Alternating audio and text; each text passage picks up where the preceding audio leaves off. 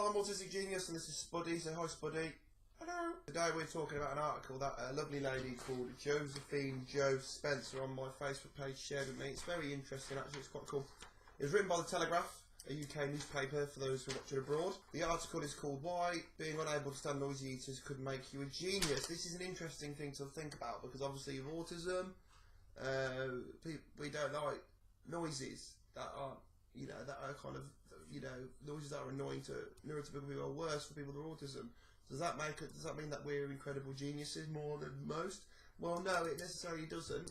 But it's nice for us as people with autism to think that way because it gives us a positive outlook on our condition. Next time you find yourself sighing in annoyance at your colleagues' inability to munch their crisps quietly, take solace in the fact that this could mean you are a genius. I mean, no, it doesn't necessarily mean you're a genius. It means that the person that you're working with is an absolute pain in the backside because he can't eat quietly as well. The new study from Northwestern University suggests that the inability to filter out competing sensory information is a common occurrence in the creatively talented.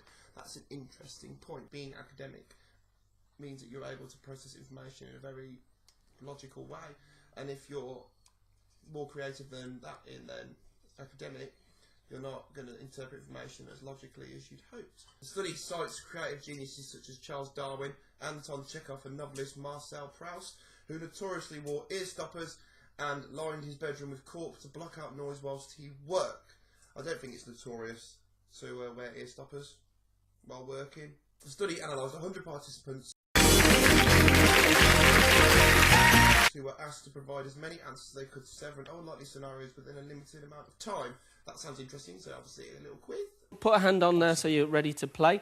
We asked 100 people to name something that a wife might not let her husband have in the house. The participants were then asked to take a creative achievement questionnaire, where they reported their creative achievements across 10 verticals, including visual arts, creative writing, scientific discovery and culinary arts.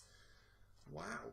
This is interesting. The answers reveal a strong link between those with the most creative answers and achievements and those sensitive to background noise whilst working. So it's very interesting that they asked them a creative questionnaire about things that they've done, and the ones that have done more creative things were more annoyed by outside noise and other noises around them.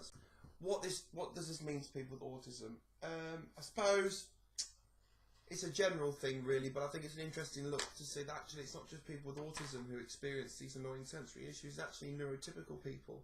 And some people who may be neurotypical who experience issues like this, who may be small-minded, maybe you should take a think now and look at yourself. And it may be even worse for the person with autism.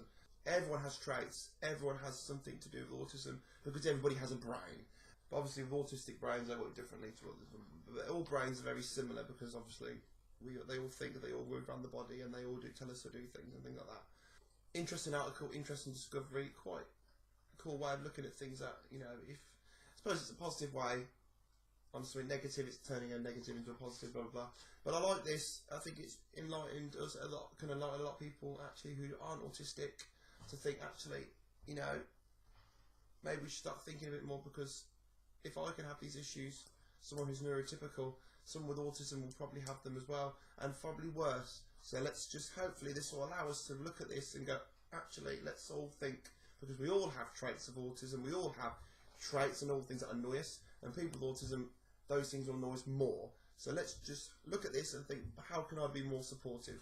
Apologies if it doesn't make a lot of sense, this vlog, but anyway, thank you so much for your support. Continue to like us, subscribe. Anyone else?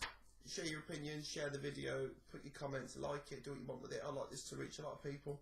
Thank you ever so much. We hit 250 likes yesterday. Thank you so much. And once again, this is Autistic Genius. Stay classy.